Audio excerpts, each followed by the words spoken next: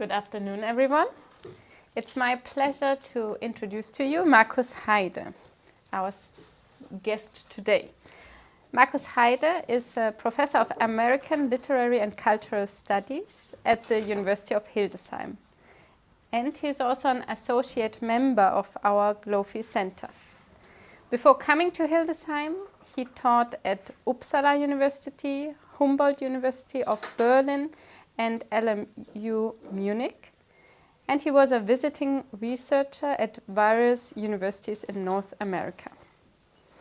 As a research fellow at the Center for Iberian and Latin American Studies at UC San Diego, he conducted fieldwork for his project, the US-Mexico Borderlands as Contested Space, Film, Art and Popular Culture. In addition to contemporary literature and film, his research concentrates on historical approaches to inter-American studies. In 2022, he published the monograph Framing the Nation, Claiming the Hemisphere, Transnational Imagination in Early American Travel Writing, with Stockholm University Press, just to single out one of his publications. Today, he will explore the Atlantic world as a space of cultural exchange, mobility, and intellectual transformation in his lecture titled The Black Atlantic and the Americas, Cultural Theory and Philosophy. The floor is yours. Yeah. Thank you very much for the thank you very much for the introduction, and also thank you much for the invitation to participate in this colloquium and in this lecture series. I want to apologize. I think I did this before because I've missed quite a few lectures and colloquia, although I have to say I participated online, so I listened to almost all of the lectures, but it wasn't possible to join you on Wednesdays, only once in a while, because I have to teach and other obligations, and then so I couldn't make it. But I want to thank all the speakers. I'm very grateful for the contributions and what I learned during these lectures and from the lectures. So thank you very, very much. I was particularly impressed by how this actually resonates to my own research, which started already with the first lecture by Rote on Afro-Brazilian feminism, and you know, did actually go on so many resonances to my own research, and I appreciate this very much. So thank you very much for the lectures. I was also particularly, I have to say, I was introduced already as a professor of American Literary and Cultural Studies, but what I particularly appreciated here is that the focus, when we look at transatlantic history, was less on the United States. So that is something that I really appreciate in this group. And again, something that I learned, because these perspectives are underrepresented, as we know, and particularly US American, also African American perspectives are much more emphasized in lots of discourses. So unfortunately, because my field is American studies, I will kind of redirect things back to the United States, but not solely in this lecture. So I have a script, although I'm going to leave the script. I also have a PowerPoint once in a while. I will first kind of say a few words about my field, American Studies, and then I will focus on the Black Atlantic as a concept, and then I will focus on two writers, Olaudah Equiano and Phyllis Wheatley. I'm pretty sure that for many of you, this might not be new, but I thought that this is a contribution to introduce transatlantic perspectives and exchanges from a different perspective, and particularly also including the United States. From what was just introduced, my own research, as you can already see in this title, Framing the Nation, Claiming the Hemisphere, indicates I'm interested in nationalism, but also expansionism. And in this book, I'm interested in US imperialism, actually. So I'm going to focus, and that's my focus of my field, American Studies, is to study certainly the history of the United States in its varieties and many, many different aspects, but I'm particularly interested in imperial or expansionist dimensions of US history. And this is one of the central contradiction, I would say, of US history, and that's what I'm going to discuss here.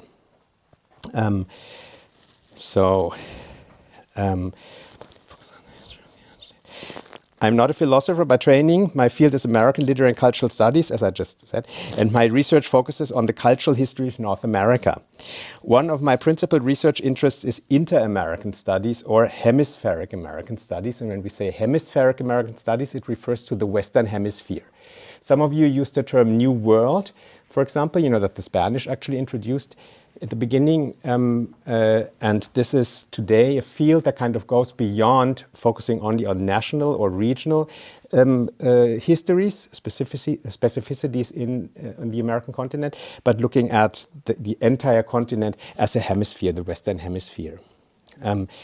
Earlier in my career, I worked on Latin American cultural theory, especially José Martí, Roberto Fernández Retamar, y Fernando Ortiz, all of them actually from Cuba, as well as the history of Pan-Americanism, which in retrospect offers an interesting parallel to the discussions on Pan-Africanism, a term that came up here a few times, that we heard a few times in this lecture.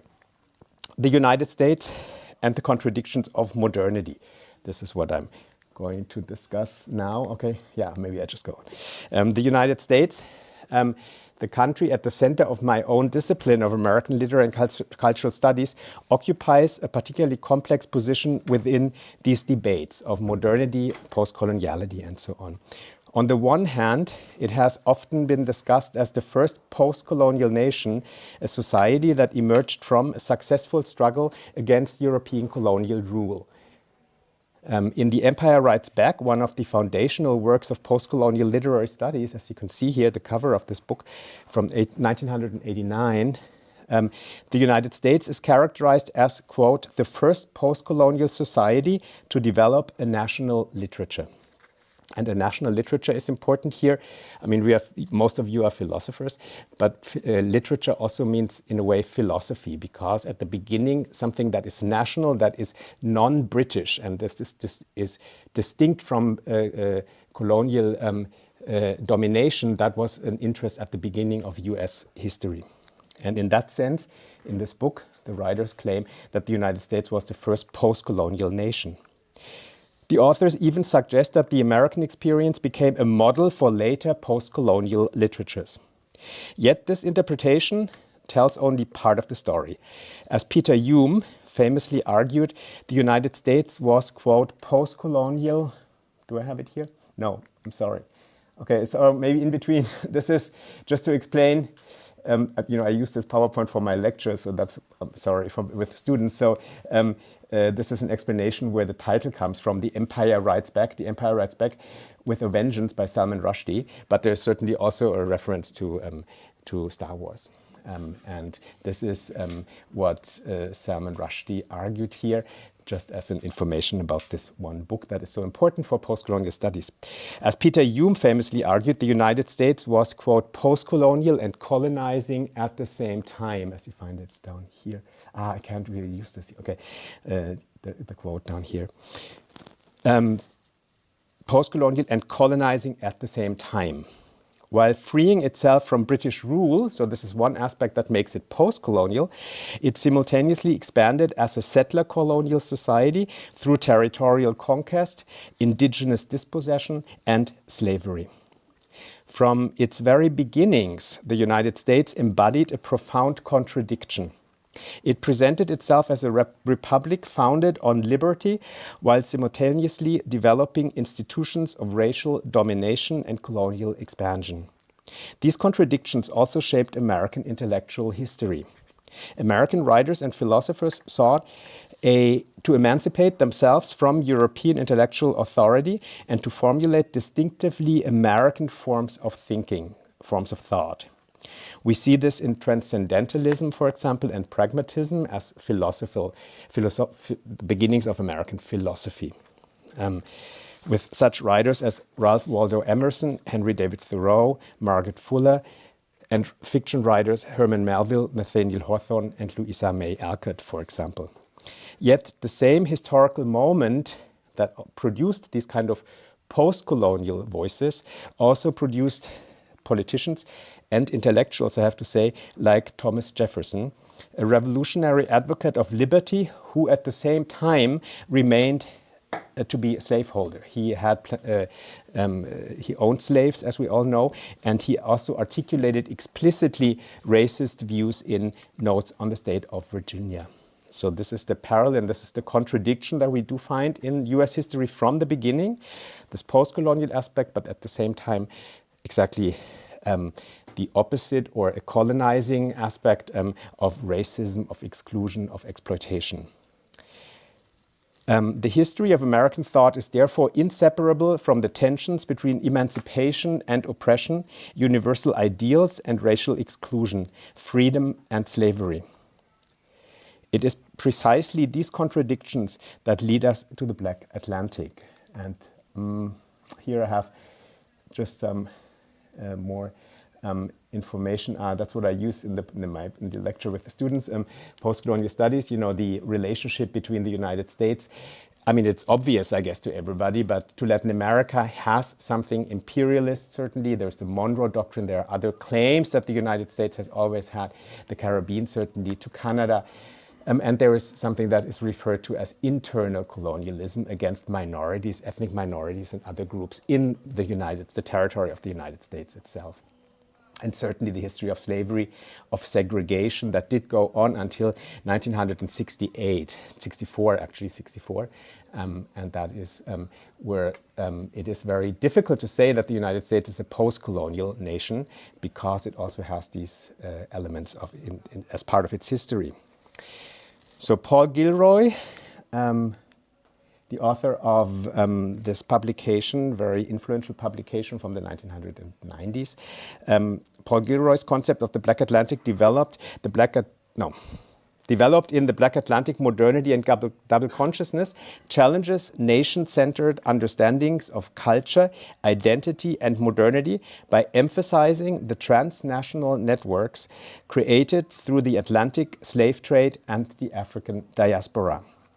Rather than viewing Africa, Europe, the Caribbean, and the Americas as separate cultural spheres, Gilroy conceives of the Atlantic as a dynamic space of movement, exchange, and hybrid cultural formation. Central to his argument is the concept of double consciousness, as you can see in the title, double consciousness, which he adopts from the American intellectual writer and philosopher W.E.B. Du Bois. Double consciousness describes the experience of seeing oneself simultaneously through one's own eyes and through the eyes of the dominant society that defines Black people as racial others.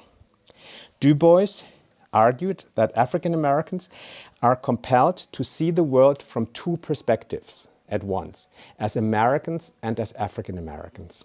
And that was very central for his theories and sociological theories and philosophy.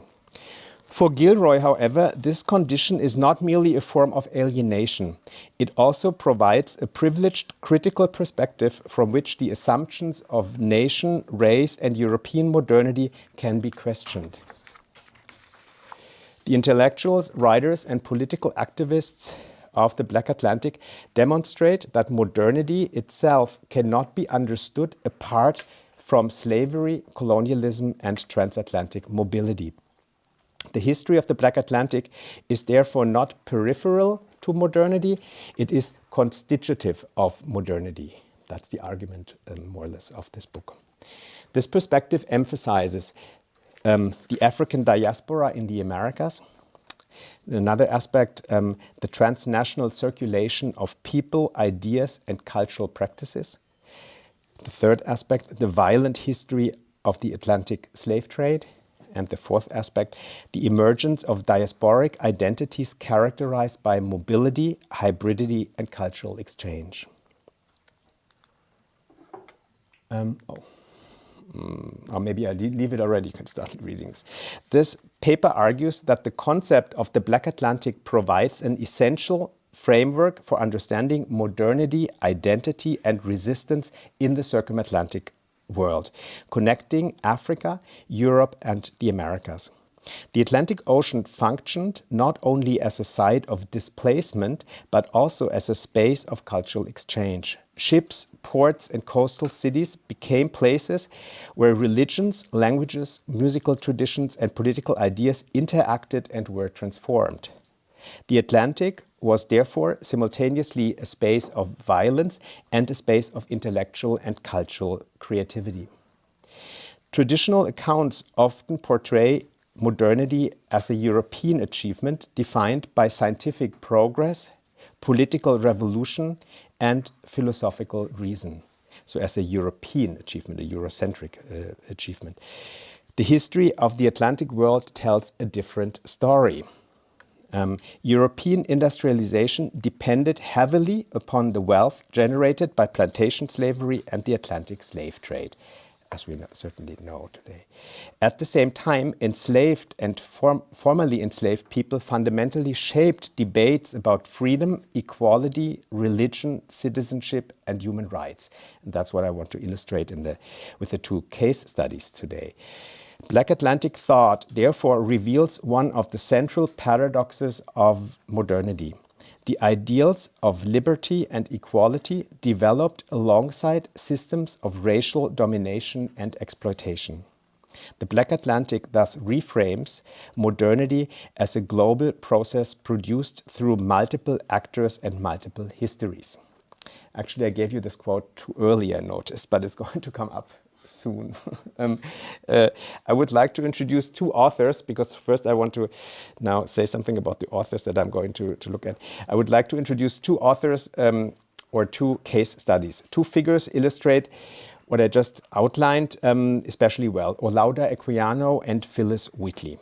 Both may be understood not only as writers, but also as philosophers, or as philosophers of the Americas and of the Black Atlantic. Many theories of modernization are based primarily on European and Euro-American experiences of migration, exploitation, and progress.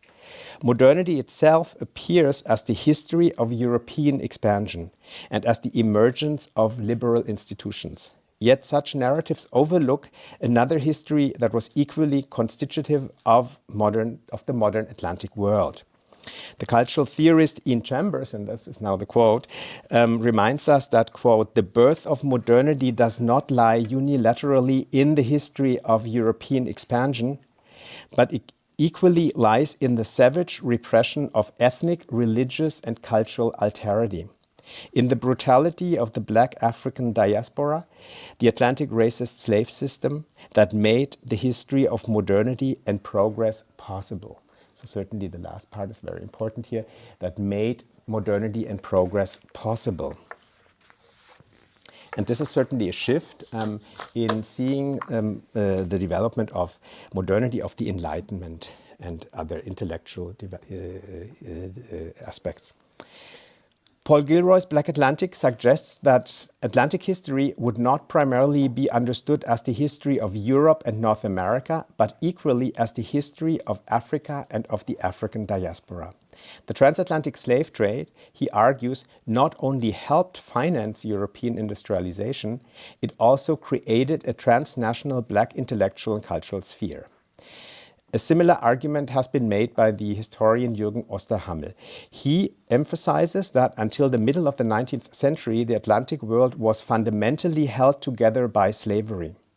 The wealth, institutions, and political ideas associated with the rise of the modern West cannot be separated from the history of enslavement. Yet, as Osterhammel observes, the significance of slavery for Enlightenment thought, democracy, and modern political culture has not been fully acknowledged. Rather than treating slavery as a marginal episode in the history of modernity, these scholars place it at the very center. The Black Atlantic therefore invites us to rethink the Enlightenment not from the perspective of Europe alone, but from the interconnected histories of Africa, Europe, and the Americas. And now I come to a literary text. as I said, I have two case studies, one could say, two texts that I would like to discuss. So literary texts offer a particularly revealing perspective on these entanglements. As I said, I'm a literary studies scholar, less a philosopher. That's why I want to use literary texts here. Literary texts offer a particularly revealing perspective on these entanglements because they transform historical experience into individual voices. They show how abstract structures of colonialism, slavery, and mobility were experienced, interpreted, and contested by historical actors themselves. One of the earliest and most remarkable examples is Olaudah Equiano and his autobiography, The Interesting Narrative of the Life of Olaudah Equiano or Gustavus Vassa, the African. I suppose many of you know this text. Is that the case? No? Okay, good that you don't. That's good. Okay. I wasn't sure. So I'm happy if the people don't know the text. That's great. So I introduced it and I asked you. I have the book actually. I brought books. I forgot, but I can circulate them later or tomorrow maybe. So this is Olaudah Equiano's the title page here, which already is quite telling when you look at the details of how this is introduced. But I'm going to talk about this, although it is already. We read this, the narrative. The interesting narrative of the life of Olaudah Equiano or Gustavus Vassa, the African, written by himself. I usually ask the students what they find kind of extraordinary or kind of different from other title pages, and certainly they come up with the fact that there are two names mentioned. This person has two names, and there is this line written by himself, which certainly is significant here for this genre, and this was the first text of a genre that then was referred to as a slave narrative. So published in London and rewritten in New York, reprinted in New York. Only 2 years later, Equiano's autobiography became one of the foundational texts of the Black Atlantic writing. It addresses abolition, religious conversion, literacy, and universal human rights, while simultaneously appropriating many of the dominant intellectual discourses of the 18th century. Equiano does not simply describe the Atlantic world. His autobiography is itself a product of the transatlantic circulation of people, books, religious ideas, and political debates. In this sense, the interesting narrative is both a document of the Black Atlantic and one of its earliest intellectual interventions. Critics have repeatedly emphasized the importance of Equiano's text. Henry Louis Gates, for example, argues that, here's the quote, "It became the prototype of the 19th century slave narrative, best exemplified in the works of Frederick Douglass, William Wells Brown, and Harriet Jacobs. It was Equiano whose text served to create a model that other ex-slaves would imitate. From his subtitle, Written by Himself, Equiano's strategies of self-representation and rhetorical representation strongly influenced later slave narratives." It is, for those of you who don't know that history, these other three authors here are all former slaves who wrote slave narratives after they were liberated in the United States, but they had already been born in the United States. As you're going to see, Olaudah Equiano is actually a transatlantic slave narrative because he was actually kidnapped in Africa and then taken to the Caribbean. Equiano's importance, however, extends beyond literary history. His autobiography demonstrates how identities were shaped through continual movement across the Atlantic. Long before Paul Gilroy formulated the concept of the Black Atlantic, Equiano's life already embodied its central characteristics: multi-directional mobility, transcultural experience, and critical reflection on the contradictions of modernity. Equiano's life itself illustrates this multi-directional mobility. Born in West Africa, enslaved and transported through the Caribbean to North America. This is a map that indicates all the travels that he did in his very extraordinary life, I have to say.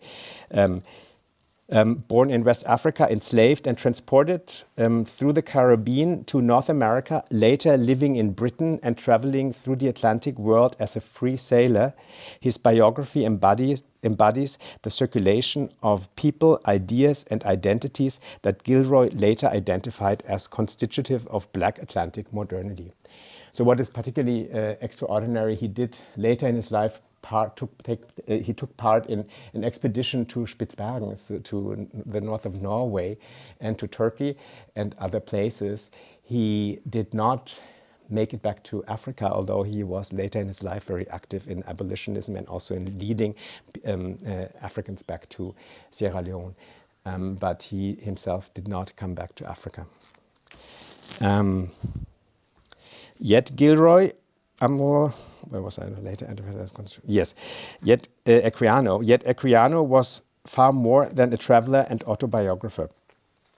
After purchasing his freedom in 1766, he became, so that's manumission is the term that was used for buying his freedom. So he bought his freedom, and that's also a contradiction, because I'm interested in contradictions. I'm also emphasizing this because he earned money because he himself took part in the slave trade and he helped enslavers actually for a while. He made money this way and bought his manumission, as it is referred to. So we have different aspects and perspectives, and that's why this life is so interesting. Yet Equiano was far more than a traveler and autobiographer. After purchasing his freedom in 1766, he became one of the leading Black abolitionists of the late 18th century. Living in Britain, he collaborated with prominent members of the abolitionist movement, participated in campaigns against the slave trade, and addressed a broad reading public through lectures and publications. So he was a public intellectual in that sense. His autobiography was therefore never intended merely as a personal memoir. It was conceived as a political intervention, transforming individual experiences into an argument for abolition and universal human rights. Equiano's writing demonstrates that literacy and authorship became forms of self-emancipation.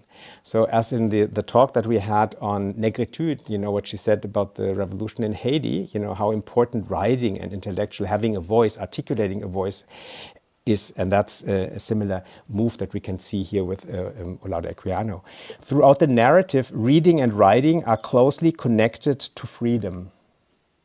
When he learns that he may eventually purchase his liberty, he writes, and I picked this quote here just to emphasize how important reading and writing is for him, which certainly was not actually prohibited for enslaved people to learn to read and write. I thought now of nothing but being freed, and thereby getting money to enable me to get a good education, for I always had a great desire to be able to at least to read and write. So actually reading and writing is from the beginning, even when he is kidnapped in Africa and is on a slave trading ship, he's fascinated by books already. Freedom for Equiano is therefore not only legal emancipation, but also intellectual agency. This process of self-representation has been described by Mary-Louise Pratt as autoethnography. And I use this to read this text. According to Pratt, autoethnographies are those, quote, are those the others construct in response to or in dialogue with those metropolitan representations. So a counter-representation, one could say. And that's what we do find here. And that's also the logic of the book, that takes up many elements, appropriates them, and rewrites elements of Enlightenment discourse. Rather than rejecting European discourse entirely, Equiano appropriates and transforms it. He adopts the conventions of spiritual autobiography, travel writing, and Enlightenment philosophy, while simultaneously exposing the contradictions of a civilization that celebrated liberty yet depended upon slavery. One of the most powerful moments in the interesting narrative occurs when Equiano realizes that despite years of loyal service, he will not receive his freedom. So that's the first time when he is actually promised to be freed, but then he learns that's not the case. He will not receive his freedom, but will once again be transported across the Atlantic to the Caribbean. And this time it's from London to the Caribbean. The westward voyage, so often celebrated in European narratives as a movement toward opportunity and progress, particularly in US history, going west, going from Europe to America is a journey to freedom.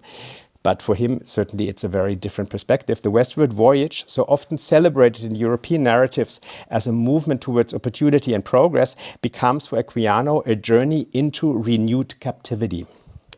And yeah, so this is the long quote that I'm not going to read, just refer to the last poem here that he adds. So the description shows what he feels when he travels west, and going west for him means going to something that he compares to the imagery of hell. It's hell that he is entering again, and that's what he describes here. And then you have these last lines here that are quite famous. Now dragged once more beyond the western main, to groan beneath some dastard planter's chain. So it's a poem, so the planter's chain, he goes back, and this is his perspective of going west. In these lines, the Atlantic no longer appears as a celebrated route of discovery or commercial expansion, as Europeans had it, or still have it often, but as a space of coercion, suffering, and displacement. Equiano fundamentally reverses the symbolism of the Atlantic Ocean. Yet this response is not simply to reject European culture or idealize Africa. In a way, one has to say that he actually, and that's a topic in the book, he lost Africa. He was taken away from Africa as a child. And however, there is this attempt through memory, to remember what life as a child in Africa was like, but certainly has gone through terrible trauma.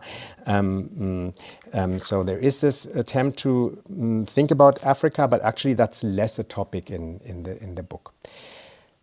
Throughout the interesting narrative, his identity remains remarkably fluid. At different moments, Equiano identifies himself sometimes as African, as Christian, as British. Sometimes he refers and compares himself to Hebrews, to Jews. Indian, he also compares to Native Americans, and ironically, he also describes himself as a noble savage. And these are different ways of identification that we find in the book. These shifting identifications reveal a subject whose identity is continually negotiated across cultures rather than fixed within a single nation or ethnicity. The same strategy becomes visible in Equiano's rewriting of Columbus. That's another moment here, and that's the last longer quote that I give you. But what we do find here is a reference to Columbus, as you can see. Rewriting of Christopher Columbus. During an encounter with indigenous people on the Mosquito Coast of Nicaragua, Equiano recalls an episode from Columbus's voyages and uses biblical authority in order to calm a potential violent situation. In doing so, he symbolically occupies the position traditionally reserved for European discoverers, or for the European discoverer, Christopher Columbus, who certainly at the time was still a very celebrated figure. The history of Atlantic exploitation is subtly rewritten in this passage from the perspective of an African author. Writing itself becomes an act of historical revision. Equiano places himself in this history. So he places himself in the history of first contact situations in the Americas, one could say, or in American history. And this has been highlighted by critics as significant, how he uses such elements of the transatlantic history and he rewrites them. He positions himself in this history. Not necessarily, from today's perspective, always in the kind of way that we would like to see this, but it's a way to position an African voice in the history of the Americas. Now I lost my writing, etc. The history of the Atlantic exploration is subtly rewritten from the perspective of an African author. Writing itself becomes an act of historical revision. Equiano places himself in this history. Equiano's interesting narrative therefore reveals Atlantic modernity as a history of mobility, cultural exchange, and profound contradictions. It places slavery at the center of modernity and presents the Atlantic as a space where identities, cultures, and ideas were continually reshaped across continents. Yet the text is more than a literary representation of this world. Written in support of the abolitionist movement, it transforms personal experience into political argument and demonstrates how the Black Atlantic writing became an active force in reshaping Enlightenment debates about liberty, equality, and human rights. And universal human rights, actually. Equiano thus shows us how the Black Atlantic became not only a space of movement, but also a political public sphere. Phyllis Wheatley, the next author that I'm going to discuss, to whom I now turn, further demonstrates how it became an intellectual public space, the Black Atlantic. However, I have more quotes here that I'm just going to go through that I often, somehow I didn't have time to delete them from the PowerPoint. So these are different other quotes that you just briefly scan, and you can see there are actually, this is a reference to Africa, to how he describes what he remembers of life in Africa. And that's what readers at the time, this was a big success, this book, were actually interested in. So we have such moments here. This is his first, as a child, he remembers seeing white people, and the first time he saw white people, he asked himself whether they're cannibals. And this also is, certainly you have to see in the Enlightenment period, cannibals were certainly positioned in the so-called uncivilized world in the Americas, and not white people were not seen this way. So he, again, kind of turns something around and sees it from a very different perspective. Yeah, I skipped this here. This is a conversion. I use these graphs here. This one is to show a difference between unidirectional, so one-directional movement, progress. This is a classical moment of modernity. But also we have that's why I added the triangle here.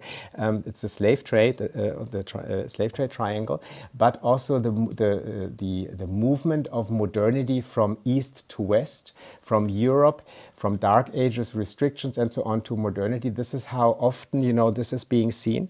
However, a book like Olaudah Equiano's shows kind of a circular form of Atlantic identity, where things are kind of moving, as I said, fluid and not unidirectional, because he himself moved a lot, but also his identities themselves, his identity itself is kind of more circular rather than unidirectional, one-directional. Yeah. So Phyllis Wheatley. The next author that also might be known to some of you, born in West Africa. I think I have, yes, I have, sorry. I have some information here. Born in West Africa and enslaved as a child, Wheatley was brought to Boston in 1761. So Boston is a place where slavery was not practiced in the north of Massachusetts. So she lived in the household of the Wheatley family. That's where her second name comes from. Within little more than a decade, she achieved something extraordinary. In 1773, she published poems on various subjects, religious and moral, which was published in London. I think I have the title here somewhere. Let me see. Yes. Was published in London, making her the first woman of African descent to publish a book of poetry. This established her as one of the earliest intellectual voices of the Black Atlantic. Her achievement was remarkable not simply because she wrote poetry, but because she entered one of the central intellectual debates of the 18th century. Wheatley wrote within the language of the Enlightenment.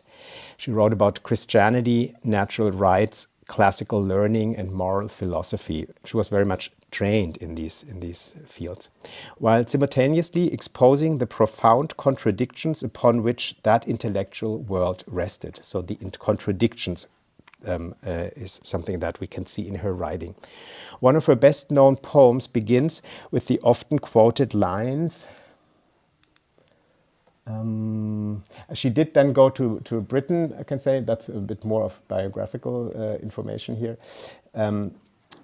She wrote a poem about George Washington, and she also presented it to George Washington before that was before American independence. And now I want to come to the poem, sorry. Oh, here's the poem. On being brought from Africa to America. This is probably her best known poem. "'Twas mercy brought me from my pagan land, taught my benighted soul to understand that there's a God, that there's a Savior too." So what you can see here, she refers to Africa as a pagan land. So she is very much embracing Christianity. So this is her voice. And that's also what made it possible for her to be heard by others, because she's very much of an accepted form of discourse. And she acts within this discourse. These lines have frequently been interpreted as an expression of gratitude towards Christian civilization. Yet they deserve a more careful reading. Wheatley does not simply adopt the language of 18th century Protestantism. She appropriates it. So my argument is similar to Equiano. She appropriates something and adds her own voice and transforms the discourse. She demonstrates that an African-born woman could master precisely those religious, literary and philosophical traditions through which Europeans claimed cultural authority and superiority. Her poetry, therefore, performs an intellectual intervention. Rather than speaking from outside Enlightenment discourse, Wheatley speaks from within it. She uses its own language to expose the distance between universal ideals and historical reality. This achievement also explains Wheatley's remarkable position within what historians have called the Republic of Letters, the transatlantic community of writers, philosophers, scientists, and political thinkers who exchanged books, letters, and ideas across Europe and the Americas. So this community actually existed in the late 18th century already, mainly between Great Britain and the United States, certainly, but not the United States. I mean, there was colonial Britain still. And she kind of takes part in this discourse and in this group, in this public space. Wheatley was not merely represented within this intellectual world, she actively participated in it. She was not just represented, but she participated in it. Her poems circulated on both sides of the Atlantic. She corresponded with leading figures, including George Washington, and her work became part of an international discussion about religion, literature, liberty, and human equality. Wheatley's remarkable intellectual achievement becomes even more significant when placed alongside the views of Thomas Jefferson, whom I had mentioned before. Thomas Jefferson, the author of the Declaration of Independence, a strong supporter of the French Revolution. He saw himself, and he was a revolutionist in that sense. He used the term, he said, he uses, like Kant and other philosophers, he said we have to liberate ourselves from slavery, but he did not mean African slavery. And he supported slavery, and he had owned slaves himself.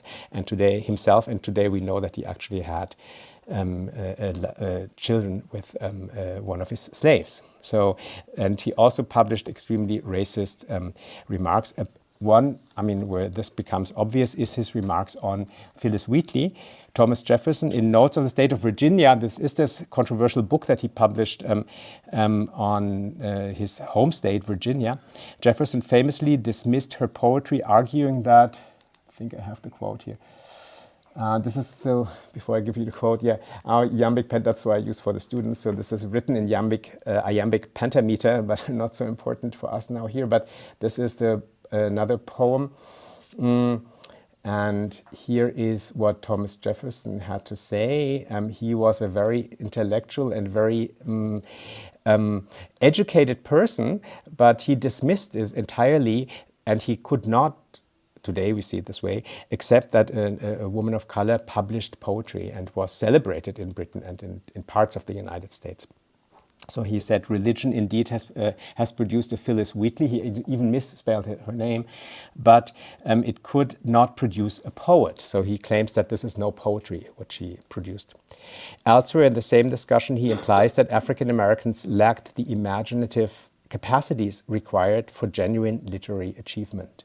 So he gets into aesthetic considerations here, and very important, certainly for the development of racism, modern racism. He develops arguments that African Americans just do not have, and also indigenous people have not the capacity to produce what he referred to as poetry.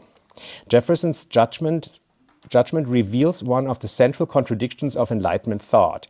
While proclaiming universal liberty and equality, he denied that an African-born woman could participate in philosophy, literature, or intellectual life on equal terms. Wheatley's very existence as an internationally recognized poet, however, refutes Jefferson's assumptions. Her writings demonstrate that African-descended intellectuals were not objects of Enlightenment discourse, but active participants in shaping it. So she was actually participating in this, and this is important here. The political implications of her writing become even clearer. So that's a political aspect of her writing. Political implications of her writing become even clearer in a remarkable letter addressed in 1774 to Samson Occom, a Mohegan minister, so an indigenous minister, a Christian. I'm bad with one Protestant group. I don't know but he became a minister, but he was an indigenous person from North America, a Mohegan minister, educated and indigenous intellectual. So she wrote a letter to him that is quite known. Occom, before she wrote this letter, Occom had criticized the American colonists for demanding, so this is before the revolution, briefly before the revolution, so 1700, on Saturday, 250 years ago, the revolution took place, the Declaration of Independence was published, and this is like briefly before. Occom had criticized the American colonists for demanding liberty from Britain while denying freedom to enslaved Africans. Supporting his argument, Wheatley writes, "God has implanted a principle which we call love of freedom. It is impatient of oppression and pants for deliverance." And I gave you the German translation there, yeah. The sentence appears quite simple, yet it constitutes one of the clearest philosophical formulations of the contradictions at the heart of the American Revolution. If we love freedom, now, if the love of freedom is universal, then slavery cannot be reconciled either with Christianity or with Enlightenment philosophy. So this was already the beginning of the revolution, and one of the major contradictions of the revolution is certainly that they established the first modern democracy, one could say, but at the same time this was actually based on an economy of slavery. Wheatley thus transforms the language of natural rights into a critique of racial slavery. Long before Frederick Douglass, W.E.B. Du Bois, or Paul Gilroy, she reveals that the universal claims of the Enlightenment could only remain convincing if they also applied to those whom the Atlantic slave system had excluded. In this respect, Wheatley should not merely be remembered as the first African-American poet. She should also be recognized as one of the earliest philosophers of the Black Atlantic. Her writings demonstrate that African-descended intellectuals did not simply receive Enlightenment ideas, they actively reshaped them from within. So reshaped, they took part in these discourses. So I come to my conclusion here, very brief. Returning to Paul Gilroy, we may therefore say that the Black Atlantic is far more than a geographical space or a history of forced migration. What is a forced migration? It is an intellectual formation that transformed modernity itself. Equiano demonstrates how the Atlantic produced new forms of political agency through autobiography, abolitionism, and public activism. Wheatley, similarly, demonstrates how the same Atlantic world produced new forms of intellectual agency through poetry, philosophy, and participation in transatlantic discourse. Both authors challenge the familiar narrative that modernity was created in Europe and subsequently exported to the rest of the world. So it challenges this idea that modernity was created in Europe. Instead, they reveal modernity as a product of continuous encounters, exchanges, conflicts, and negotiations connecting Africa, Europe, and the Americas. The history of the Black Atlantic is therefore not simply a history of suffering and displacement. It is equally a history of intellectual creativity, political action, and philosophical reflection. Olaudah Equiano and Phyllis Wheatley show that the Black Atlantic appears not as a marginal chapter of modernity, but as one of its constitutive intellectual origins. Thank you very much for listening. I hope this was interesting for you. Oh, these are just additional poems, but I'm not commenting on them now. Okay. Yeah, thank you very much for this talk and for introducing to us or reminding us of Phyllis Wheatley and Equiano. Mm-hmm. I think that was very important also to introduce them into this debate on transatlantic resonances. I'm sure that there are questions or comments. We have sufficient time today. So are there any questions, comments, or remarks?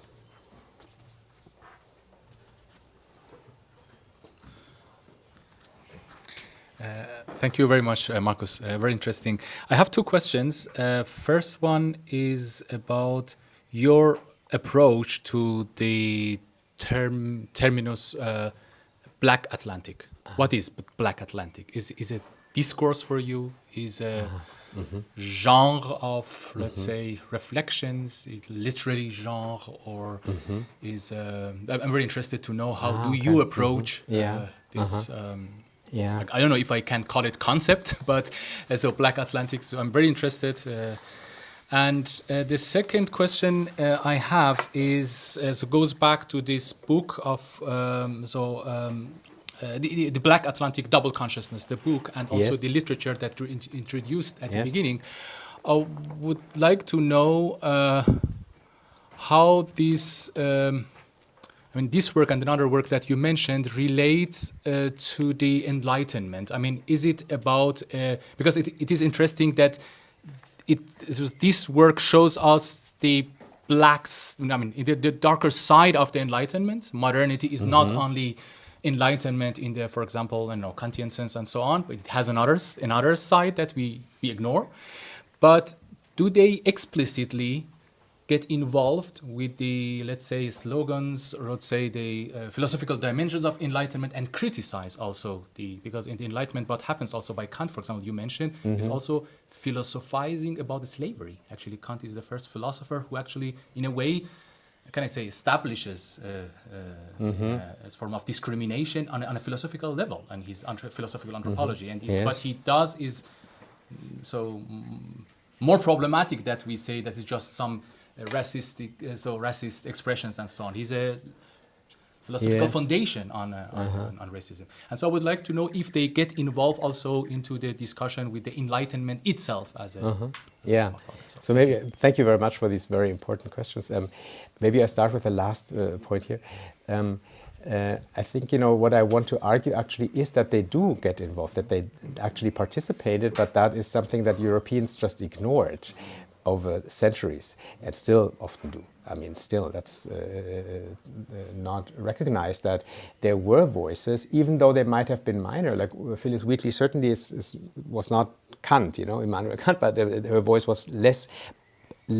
I don't want to say significant, but less maybe received by people, definitely much less, but she still participated in this. And there are other voices of the so-called Black Atlantic from the Caribbean, from other parts of the Americas, from what then became the United States, but also from Africa.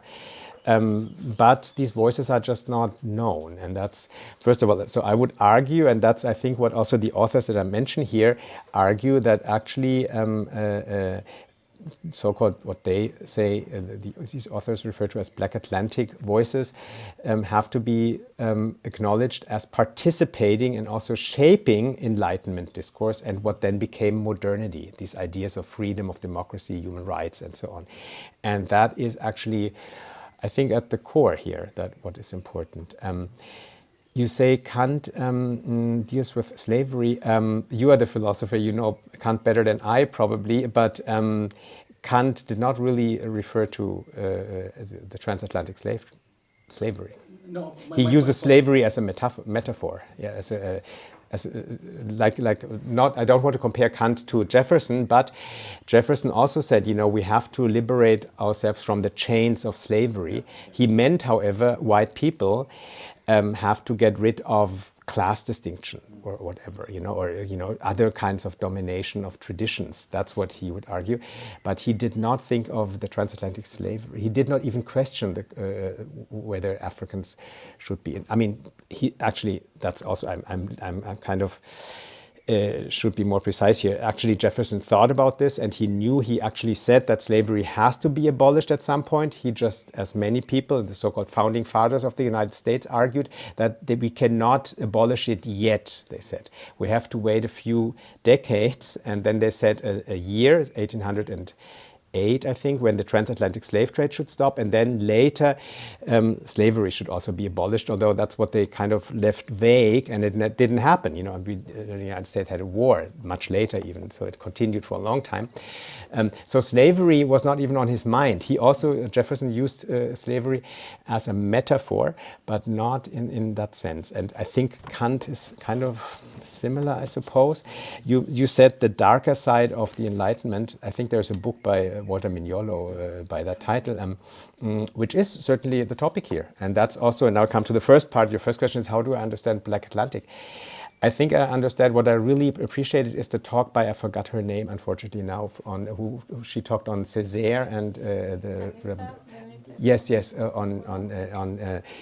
on negritude. And what she said at the beginning, the first expression of negritude was the revolution of Haiti. I think that's what Césaire said. And in a way, I think the Black Atlantic is another concept, not the same as negritude, but it is another concept to create something. And in your talks, who was it?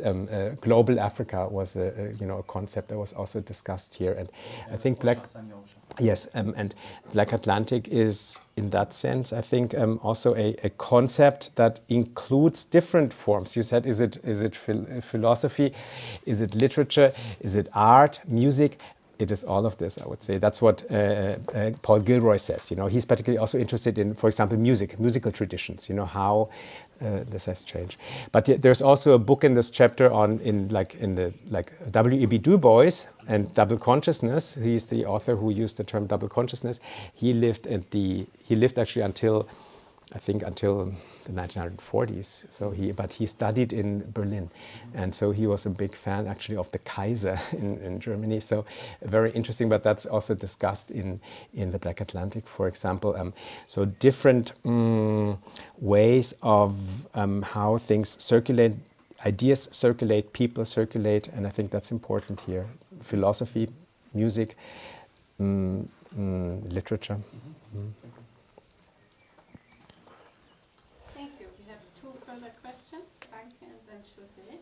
Mm-hmm.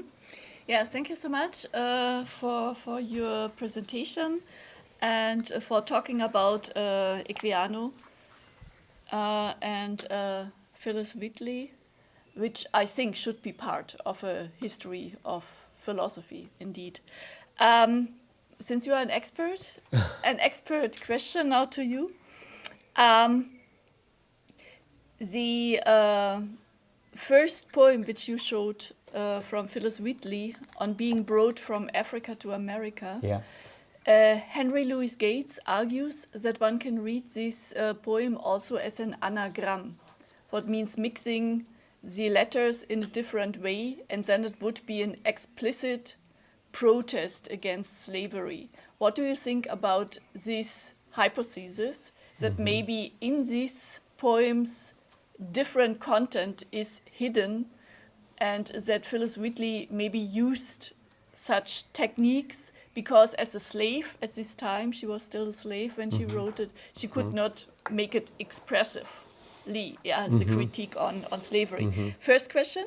Second question, I don't know if you know about another case of a slave narrative, namely Jacobus Elias Johannes Kapitein, who was brought from Africa to the Netherlands and became educated as a theologian, and who wrote a dissertation in the Netherlands about, it's called De Servitude, where he argues pro-slavery, where he argues that slavery is justified because it is much more important to save the souls of the black people who came to the Americas or to the Netherlands than to leave them as pagans. And in so far, slavery is justified because it goes along with being baptized and Christianized. So we have different slave narratives also, and I would like to know what's your opinion about this kind of slave narrative. Okay, yeah,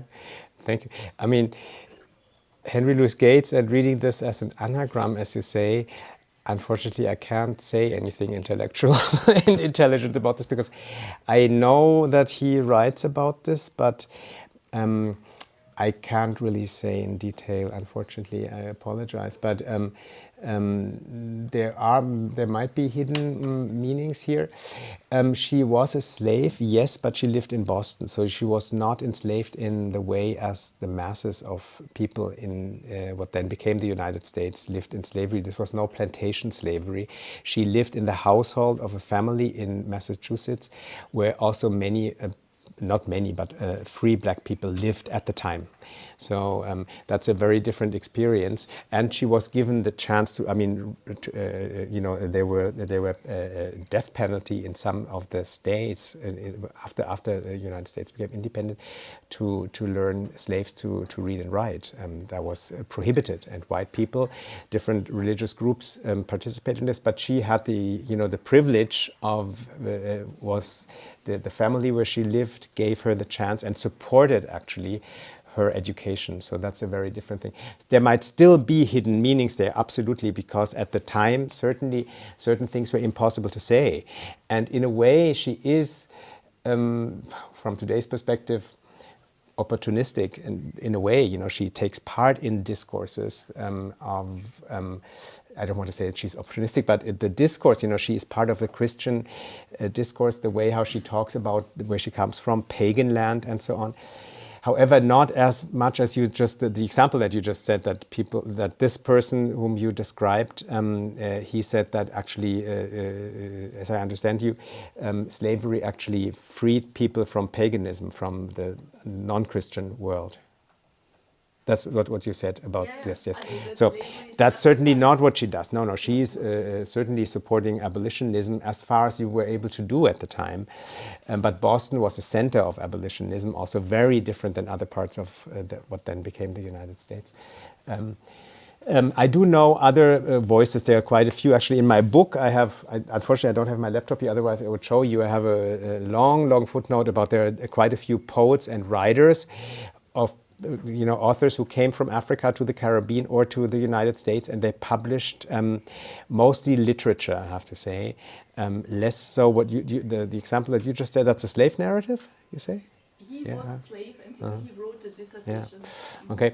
I mean, in more recent decades, there's more and more research about this, and all of these voices are just still being discovered. Henry Louis Gates certainly is one person who was very influential there. He discovered many, authors and voices and worked on this. So, so there are others. And they have different opinions on what slavery, the meaning of slavery, and so on. Certainly, one aspect that is important in Olaudah Equiano's narrative is that they have, and that's certainly we have to make us, there's no direct link to Africa anymore. People, everything was taken away from them. They were totally not just traumatized, but there is the language, religion, family. There are no ties, and he did not even exactly know where he grew up, where he is from Africa, in Africa. So that's the situation, and that also created different perspectives on what then came after life after Africa. And that's why I think we find different opinions by authors. Although I think all slave narratives are abolitionist, usually. Yeah. Mm. Okay. Thank you very much for your explanation and presentation. Very enlightened. I have one comment and then one question. The comment is that it's based on Kanu's question. If we compare dates, you can find similarities with what's happening in Europe and what was happening in the literature or philosophizing in America among Black Americans. For instance, this Equiano, Equiano. It was 1789. Yes. And that is exactly the date of French Revolution. Yes. So they were participating in it. But also, in terms of content discussion, I think the entry point is religion. The way they challenged the version, modern or Christian version of religion, and they put black gods. Discussion also we can see in the poetry of Equiano also speaks about Cain. Yes, black, yes. Yeah. And you can see in various the life of slaves. Can't find it now, but but yes, okay. What I wanted to add is that there are synchronology and also content-wise discussion that we can dig, particularly in religion, but out of religion also in politics. That was the comment. The second one, I just want to ask you, should we not call it anti-modernity or counter-modernity or some other concept to capitalize this particular position towards modernity? It is synchronically equal, and also content we can find a lot. Is it modernity or is it anti-modernity? Yeah, yeah. I mean, thank you very much. Both issues are very important that you raise here. One is religion, the other one is modernity, what that actually means. And today, yes, I mean, I would say, I'm already quite aged. So about 20 years ago, 30 years ago, modernity was the topic that people very much talked about. And then different forms of talking about modernity came up. Peripheral modernities, counter-modernity. And I think actually it is Paul Gilroy who speaks of counter-narratives of modernity. So that is very important to highlight here and to think of. I did not really, and not at all want to say that there's one, exactly the opposite. There's no linear movement of modernity. There are different, and so anti-modernity, all of this is something that is very significant, very important to see. However, with Equiano and with Philip Wheatley, you can see that they are not necessarily Enlightenment thinking, they see themselves very much as part of it. I think that's also what I try to argue. They are not really only outside of the discourse of the West.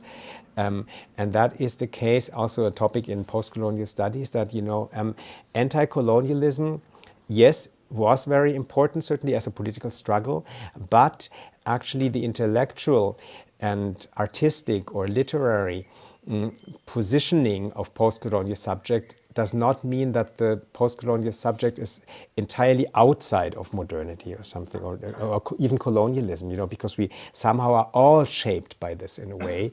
And I think that's what you can see with these two examples here, Olaudah Equiano, and that's also including religion here. Religion, he's very much embracing, very Christian, I mean, very, very much so. And his conversion also is a big topic, and I actually have a longer quote, but it was just becoming too many quotes here. But when he was baptized and how he reacts to this, but this is very important for him. And Henry Louis Gates actually uses the term the talking book, the Bible, for him is magic. And he uses this also in this, where he acts like Columbus, where he wants to silence a conflict between indigenous groups. He uses the book, and the book is magic for him. And he wants to also make these indigenous people understand that the book, the Bible, has something magic. So I think that's a quite interesting imagery here of how religion and intellectual development and political development are one. I mean, are linked, not one, but are linked for these, both of these authors, actually. You know, they cannot be separated. So the book has some magic for him. The book is the Bible. He embraces this. He is an abolitionist. He wants to bring change. He understands, he is very much outspoken about human rights, you know, that Africans certainly, from his perspective, also should be acknowledged as the rights of the French Revolution. By the way, 1789, absolutely, that's the same year. And again, like the talk on the Revolution of Haiti, very important, you know, and that kind of positioning and claiming a voice in this transatlantic world. I think that's important here, yeah. By the way, I started asking, I said the students always notice that there are two names. Another name that was given to him, but there were different names given to him, but Gustavus Vasa is a Swedish name, actually, and it also shows how, you know, people played with this and how people were treated, and so he had different names that were given to him, and that's also a topic here, to find his own voice, his own subjectivity. And that's, I think, part of this Black Atlantic community, or, you know, as in the talk, negritude, you know, that's an expression of negritude in a way, maybe. Yeah. Yeah, thank you. Since there are no hands raised in the audience at the moment, I'll also ask a question and maybe have a short comment. Yeah, on the one hand, I totally agree with this complicity, and not like there's no possibility of writing outside of the discourse, but this is not only because of modernity, but also of the form. Like the very effect of writing in Latin or Latin letters and writing in this poetry of a certain form is, of course, linked to this discourse as well. So I think there could not be any outside positioning. But my question actually goes to your introductory remarks, because you were briefly mentioning Pan-Americanism and how it resonates with Pan-Africanism, and now I don't know anything about Pan-Americanism, so I was wondering if you could just say a few words on this resonance. Yes, actually, great that you bring this up, because I had been thinking after listening to the lectures, you know, because Pan-Africanism was mentioned a few times, and global Africa as a concept and other concepts, negritude and so on, and I had been thinking of including this more central in the talk, but then I did not do so. And then I come to the form, the first question, Pan-Africanism, Pan-Americanism. But Pan-Americanism, I think, you know, but probably many of you know better than I, but Pan-Americanism, at least, you know, has a history of trying to unite the Western Hemisphere. That was a thing that in the late 19th century became quite important. However, and José Martí, for example, you know, he has this essay on Madre America, where he starts thinking about what that actually means. So in general, supporting it, but then also noticing that there's one country in the Western Hemisphere that is going to dominate the other countries. And that's why Pan-Americanism did not really work out the way as many people had thought, because the United States became so dominant and influential, and also claiming through the Monroe Doctrine. For those of you who don't know, the Monroe Doctrine claims that no European nation should set foot in the Americas, so the Western Hemisphere, because the United States claims to the influence of this sphere and does not want any colonial intrusion. At the same time, it started dominating the Western Hemisphere. Pan-Africanism, I think, is also the idea, but there are many here, I guess, will know better, of uniting, certainly, going beyond the nations and seeing a similarity, some kind of common political goal. But I think the similarity is also that it has not been successful in actually establishing. There are some institutions, but less so than, Pan-Americanism. There are also Pan-American political institutions there, but less influential. And I think that's a similarity to Pan-Africanism. But the similarities, where I see the parallel is, how to find a way to unite beyond the nation. I think that's a parallel here. The form, yes, how you are part of a discourse and you cannot step entirely outside. You could step entirely outside by going back to certain indigenous or traditions, ethnic traditions. For example, that what later in African American writing some authors have done, to rediscover literary forms that originate in Africa. However, these authors did not know about this. They could not know because they were taken away from Africa. They did not know about forms of this. So they adapted European forms of writing. And I showed you when I had this one poem, I showed the students and we discussed then that this is very traditional. These are iambic pentameters, like Shakespeare wrote in iambic pentameters, and that's what people did at the time. So it's a very strict form, every second syllable is stressed and so on, and the rhyme structure and so on. This is what she adapted, and that's what people had to do. That's also, for example, some of you might know Claude McKay, that's in the 1920s, a very radical person, but he actually wrote sonnets in a very traditional way. People ask, why did he write sonnets? Such a radical person, African-American activist and so on. But it was necessary to signal the white population that we can also do it as African-Americans. Yeah, and I think that's the case why they are still in the discourse. Yeah. Yeah, thank you. Thank you. There's Yoko first and then Osiris. Yeah, thank you very much. I enjoyed it very much. I also come from the United States, and my question is also for your beginning, you're situating your current research in the intellectual climate.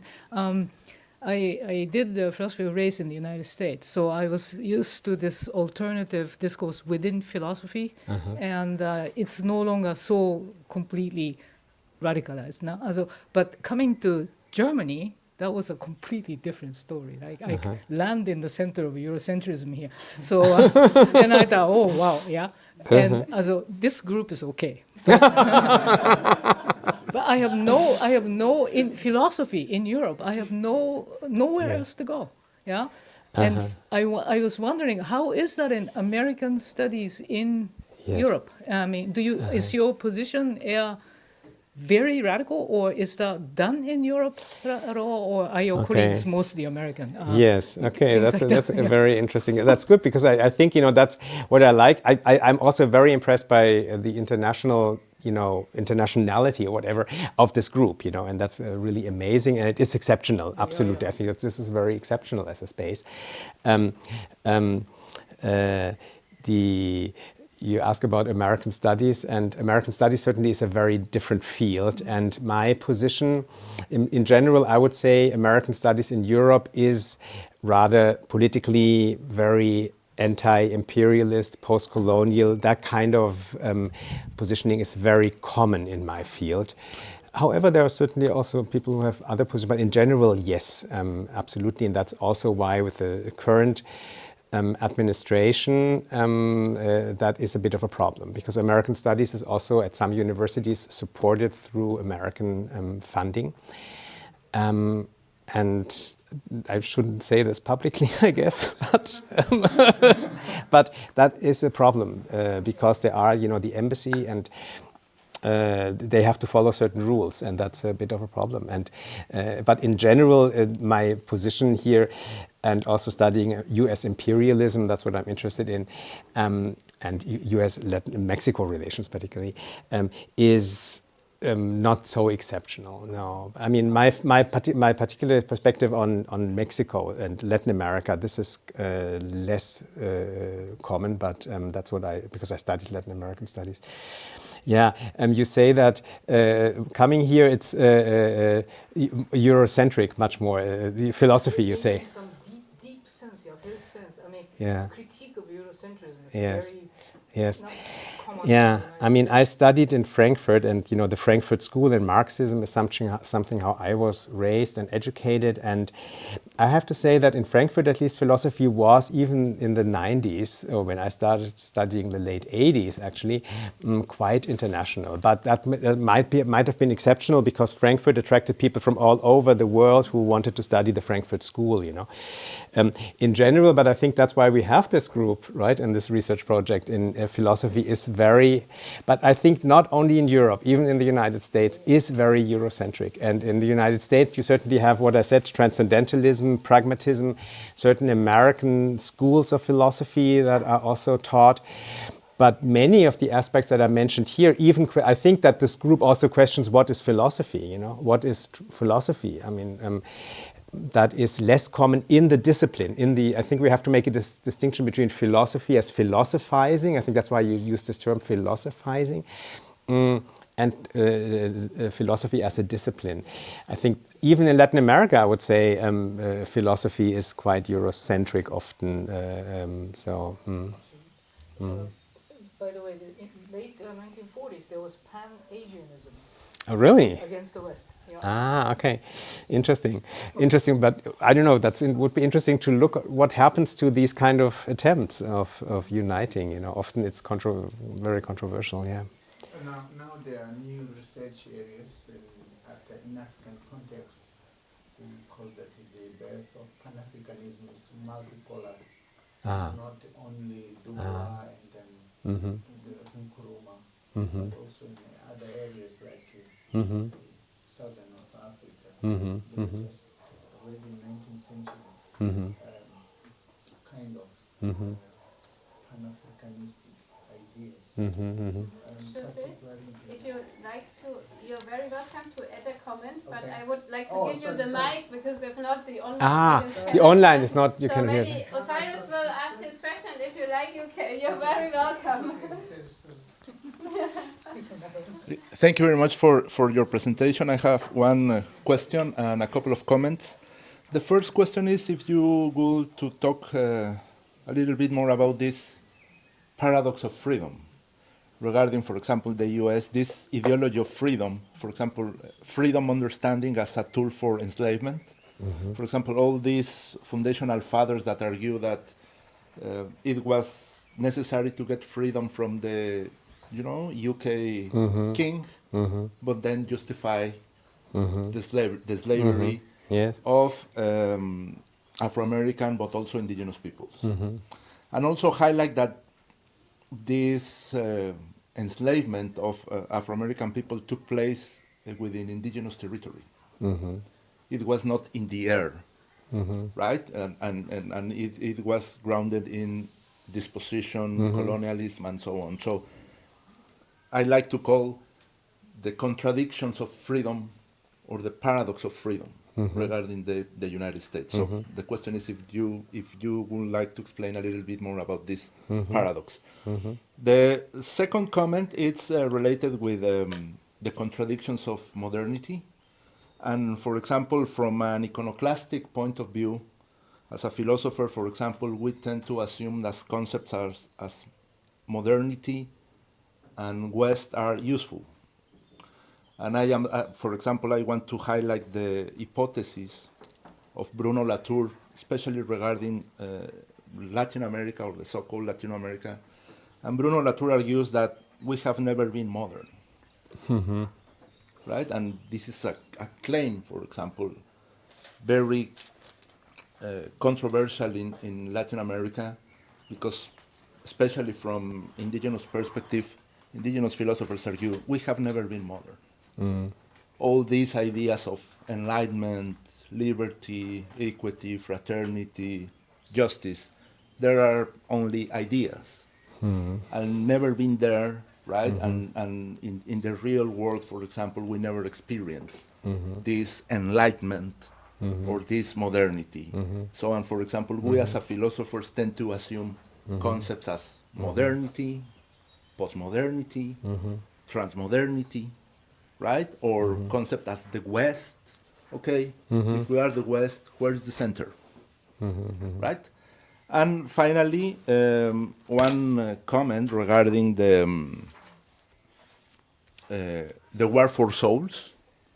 I am remember the controversy of Valladolid, which was a debate between Ginés de Sepúlveda, who was a lawyer, and Fray Bartolomé de las Casas, right, a Dominic friar, regarding, for example, the souls of indigenous peoples. And Ginés de Sepúlveda argues, grounded in Aristotle, that indigenous people were slaves by nature, right? Due to this, the conquest or the war on conquest was justified because indigenous peoples were not human beings, because they don't have a soul. So if they don't have a soul, they are not humans, so then the conquest and the war is justified. On the other hand, Fray Bartolomé de las Casas argued, no. Yes, I know. You are wrong. Indigenous peoples have soul, right? So there are persons, in consequence, they could be evangelized. So there's no escape for indigenous peoples in any sense. So, for example, this is another dark side of the modernity or the Renaissance, according to Walter Mignolo. So these are my question and a couple of comments, and I will be very grateful if we can discuss. Thank you very much. Although there were quite a few questions, but I think I hope that I can give a response to each of these. At the beginning, you asked about the freedom and the contradictions of the United States, particularly. The ideology of freedom. Yes, I mean, usually what I don't know why I lost this, but usually what I say about Thomas Jefferson is Thomas Jefferson has a description of the United States that is quite telling. He described the United States as the empire of freedom. So the empire of freedom, and sometimes he said empire for freedom, which is more like a movement even. So, there is a contradiction here to have an empire and to have freedom, an empire of freedom. And I think that's what very much describes the United States as a democracy, and in its history, the contradictions that are there very at the core, at the beginning of American democracy. That's one thing, although I have to say, just as we heard about French and Haiti, for example, the French Revolution and Haiti, other countries are not necessarily much better in that period. France had a revolution and still, did not allow people in Haiti to become independent, because the argument was these are Africans, and they are, potentially there to be enslaved, and they don't have cannot make the same claims. So it's not. I don't want to only blame the United States here for this, but that's one of the core contradictions, and I think that's also why I'm fascinated with my field of American studies, and that's, I think, the second aspect here, the West, and what you said about Bruno Latour, and that in Latin America people say we have never really been modern. That's one of the central questions, I think, of American studies. Why did these different countries and regions develop differently?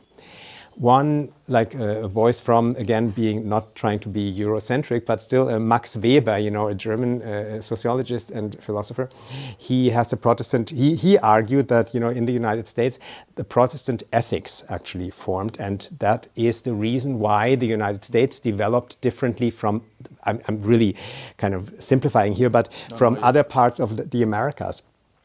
So that's one explanation. By the way, there's religion again as an important aspect. It was mentioned, Protestant ethics. And Latin America never having been modern, societies develop differently.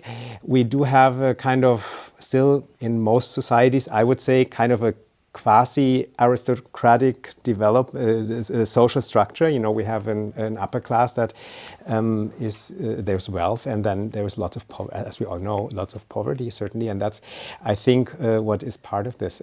Why this developed differently, I think that's what my field, American Studies, is interested in, trying to find out. Valladolid de las Casas and the question of whether indigenous people are humans and have a soul. That is one of the central discussion at the beginning. Also important, again, you know, that's linking to the Black Atlantic, you know, because Columbus, Christopher Columbus in his diaries already suggests that because he was disappointed he didn't find any gold in the Caribbean and so on, then he suggested to the king and queen of Spain that we could just let's enslave the indigenous people. And that's what they did. They enslaved the indigenous people of the Caribbean, and within 30 years, all of the indigenous population in the Caribbean was dead. There were no, I mean, they were not necessarily all killed, but slavery killed them, you know, the work, but also sicknesses, you know. There is no, today there is, in the islands, on the islands, in the Caribbean islands, there's no more indigenous population. And then, you know, it was suggested, oh, another idea, let's just bring Africans over here. That's how, you know, at the core of this modern discussion of modernity and enlightenment, is against slavery. And in that debate, then also indigenous people came up, and there was this very important debate, and de las Casas said, you know, they do have a soul and they can become Christians. And that's what they also in these poems, like Phyllis Wheatley and so on, you know, she says we are black as Cain. She's comparing herself to but we can still be good Christians, you know, and that's an argument that I think is linked to this. Yeah, so it's an important question, you know. Yeah. Thank you very much. Thank you. There's one further question. Thank you very much for the presentation. I was wondering, you said that Equiano, he described himself as a noble savage. Mm-hmm. Is that literary topos? Yeah. Did he read? Maybe. Any thinker about that? Yeah, he doesn't really say I'm a noble savage, but he describes himself as a person who he tries not to be. I mean, the thing is, again, with indigenous people at the time, they were often portrayed, particularly in the United States, although the United States is less important for his debate here, but as being threatening, you know, as being so-called primitive people, as being threatening. And then during the Enlightenment, people made this distinction of some Native Americans. They are noble savages because they do accept their position in society, they do accept Christianity and so on. And in that sense, he described himself as a noble savage. Yeah, not himself. No, he did. No, he did not use the term, though. He did not use the term, but he adapted in many ways to Western expectations, I suppose. Yeah. Mm-hmm. Yes, okay, I see one more question here, and José Castellano, would you like to? No, no, I just interrupted a comment on Pan-Africanism because the microphone was not there. If you would like, you could also comment on it briefly. Repeat just for the records. Now, I was telling that on Pan-Africanism, there are new research in African context that shows the multipolarity of the origin of it. So there is a discourse, official discourse from Du Bois, to Nkrumah, and then he started to start the United States of Africa. And then Du Bois, when he came, he just changed to Unity of Africa. But in the southern part of Africa, also points that some thoughts on Pan-Africanism, they were there, and particularly in a religious setup, trying to maybe it was mixed philosophy and religion, or the first form of philosophizing was also religious because of the impact of religion. But I still had one small question. Do you know if those people had some kind of cycles of discussion, or they were just poets doing their own work isolated. Those the authors here. Yeah, thanks. Yes, I mean in the the example where she talks to Samson Occom, who is an indigenous, a Mohegan priest. He's a so-called noble savage, somebody, I mean, I really don't want to say this, but I mean, that would probably have been used as a term to describe him.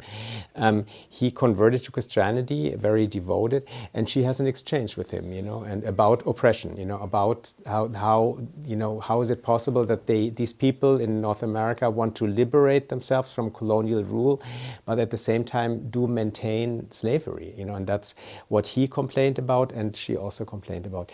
There are a few, and so there is a bit of a network, an intellectual network here, yes, and that's what I try to say, although it's very weak, but the people are working on this right now. I know that there are researchers interested in this, how, to what extent did it expect, I mean, Anke, what you said about the different slave narratives, there are voices, and in my book, actually, I have the names, but there are a few, and they had an exchange. But as always, people have different opinions. They did not necessarily share the same opinion, which is absolutely always the case in like intellectual debates, I suppose. There was a bit of a network, but it was difficult, certainly. And it was particularly difficult in regions where, enslaved people were just totally taken, separated from any form of education. And that was the case in the southern part of the United States. Probably it was the case in large parts of Brazil. I don't know enough about the history of Brazilian slavery, but I'm pretty sure that, alphabetization was prohibited. I don't know, but I suppose that was the case in Brazil. And in the Caribbean, and so there wasn't much of a discourse and discussion among, but there are a few, those who were free black people. Thank you. Domingos, and then there's a question by Lara, and then we'll slowly come to the end of the session. Okay. Yeah, thank you for your talk. It's great. I had no idea related to the two case studies that you presented to us. My first question is, do you see any influence of the Black Atlantic discourse in 18th century in Americans today? For instance, I'm thinking about the Cornel West, for example, how he using and applying pragmatism philosophy related to all black tradition in US. For this reason, I ask if you see any relationship between this discourse in 19th century and the discourse from philosophy field today. Yes, yes, Okay. very. The second question is, I really can't see any contradiction between this idea of freedom, liberty, at the same time in US, in the West in generally, and the idea are not applied at that time to the black people. Why I can't see any contradictions? Because for the West, for the white people at that time, black and indigenous people, they are not human beings. Therefore, the ideas like freedom and justice can't be applied to these entities, right? Why we talk about contradiction, in my understanding, doesn't make sense, because we are trying to see how they frame the world at that time based on our conception of ethic and morality today. Yeah, thank you. Thank you, yeah. Yes, very important questions, and I think that both questions actually, I think, is something that I would imagine for this entire group, to continue discussing, because that's, I think, where African philosophy and philosophy in the Americas might actually come together. And you mentioned Cornel West, for example. From my perspective, I'm not a specialist for Cornel West, although I've read things by him. I think that is an attempt to use, and I think that's what you mean, this entire history, but also the attempt to link it to this, to this history of the Black Atlantic, but even trying to bring in certain African, models of thinking and linking it to American philosophy, pragmatism, and so on. I see this absolutely. There's also Anthony Appiah. I don't know whether you know Anthony Appiah is also a professor and was at Harvard and I think at Princeton now, where I do see, he's originally from Ghana, I think. So we do have this, and that's unfortunately all I have to say. I would have to study this and would have to look at this in more detail, but I think that's something that maybe for this group is also interesting to include, in the future as we go on discussing, looking at different traditions from Latin America. Walter Mignolo was mentioned already a few times, but also Cornel West and other philosophers, and they do try to incorporate philosophies from different regions, indigenous or African traditions, and to combine this and bring this together. The second aspect, you don't see the contradiction because Black people were not seen as humans. Yes, again, linked to the Spanish debate that took place at the beginning of the Renaissance already, whether indigenous people have a soul or are indigenous people humans, yes, and when you seeing it this way, it would not be a contradiction. However, all through the history, there were many people who did not accept slavery, and particularly Christian groups in the United States and other parts of the world. They said from the beginning, this is not right to do. And so there was never really an agreement that people of color or Black people are not human.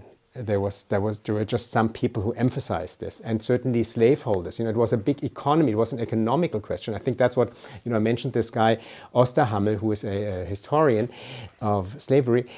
He said that, during the Enlightenment and industrialization very much depended on the economy of the slave trade, of slavery. That was necessary for modernization, for the development.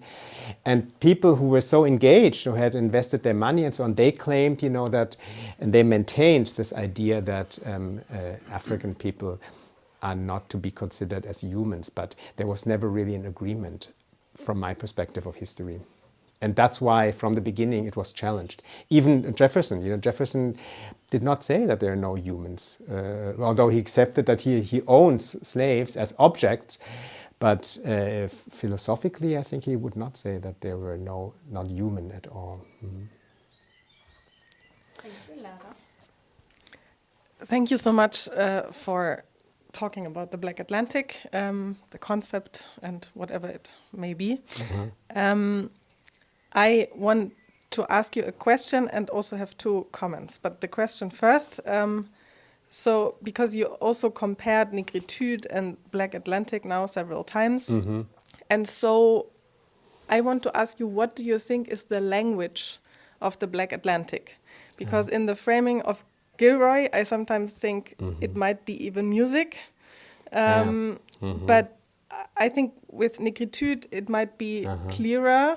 But for the Black Atlantic, it's quite, to me, unclear. So I wanted to ask you, what do you think? And then the two short comments. First, because now during the questions, it came up that like France had a similar, like ambivalent, to say it mildly, relationship to Haiti than the US to its imperial desires. But I always want to stress that, or I came to realize it's always way more complicated. And especially in Haiti, I mean, there were so many different groups, like the white planters, but also the black planters, gens du couleur, and then also like the black enslaved population. And they traveled, all of them, And they also went to France, and then there was this whole process. So I just wanted to stress that. And the other comment is that in the recent years, I've realized that a lot of Caribbean scholars claim that the indigenous population of the Caribbean did in fact not die out, and that there are several, like, also, I don't know, movements to try to establish that especially the Taino culture of the Taino Northern and Puerto Rico, Caribbean, yes. in fact, have survived and resisted until today. And there's also now some exhibitions that try to trace this heritage. I just wanted to mention it as well because every time I said the same as you did, Yes. it's an experience of social death, and they are all like dead. They said, Yeah. no, please be more precise. And so that's just what I wanted to comment. I mean, the last point first, maybe. Absolutely, I know this, and I know in Puerto Rico and in other areas, there is this kind of attempt to revive indigenous culture. But in my opinion, it was a genocide, and I think it should be named this way. Maybe some traditions are still there, but anybody who knows the Caribbean knows it's more or less a mix between African and European influences. But I mean, the Holocaust was also genocide, yes. but fortunately, Jews survived. So I mean, this is Yeah. not a contradiction. Okay, that's right. Okay. I mean, yes. Yes, but the Taino culture that is still there, yes, I do agree. I know this. It's good that you bring this up, and I shouldn't have said it this way. Probably I should be more careful. Particularly, the Caribbean is not only the islands. The Caribbean is also and there is certainly indigenous culture in the Caribbean that are not islands. Absolutely, yeah. So that's an important aspect. Yes. The first question was about the language of negritude. You said for the negritude is clear. What would you say is the language of negritude? Well, some kind of French or French Creoles. You really mean the language? Okay. Mm-hmm. Yeah, I mean, if I take like the Césaires or, well, then Yes. Yes. Anita talked about Yes. the Haitian Revolution. This Yes. is also French. Senghor is also like, I mean, they Absolutely. No, that's why I think there are, these concepts. I don't want to say that negritude is the same as the Black Atlantic. I think the Black Atlantic is particularly interesting because it emphasizes that there are very, very different experiences that are also linguistically extremely different. I mean, in this group we learned so much about Brazil, for example, and Portuguese. And so the Black Atlantic, I think, and the Dutch history, all of this, is part of the Black Atlantic. So the emphasis is much less on a French tradition. Yes, that was negritude and negritude. However, there's a difference also. And that's what I find a bit of a problem with Black Atlantic. Africa itself is less emphasized in Black Atlantic. It's really the diaspora. And negritude is, I think, a different concept because my understanding of negritude also means French Senghor or others, from Senegal and from other parts of France. And that's, I think, the major difference. You mentioned music as the language of the Black Atlantic. And you said music, right? Yes, and that's important, absolutely, the tradition, the cultural traditions, but that's also a parallel to negritude, I would say. Negritude was also interested in certain forms of expression that were seen as particularly African, I suppose, and that in the diaspora and in Africa. The third, you said, what was in between? You had two. I mean, you had the Caribbean aspect, then you had the question. It was just about the Haitian Revolution and the connection between France and Haiti. Yes, France and Haiti, yeah. It's way more complex than just it is France absolutely, things are always more complex, and that's absolutely the case.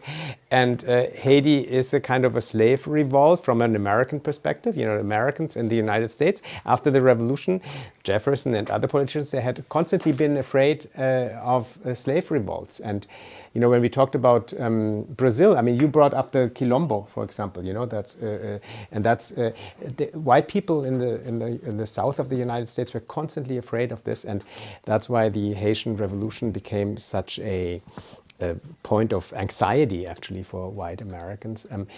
However, the the difference between, I did not want to say that France and the United States has the same, not at all. It's very different, but there is this contradiction of the idea of liberty and at the same time accepting the fact that some are excluded from that liberty and freedom, you know, and that's what we find in the French Revolution and in the, if we even want to call this an American Revolution, but the emergence of a democracy in the United States.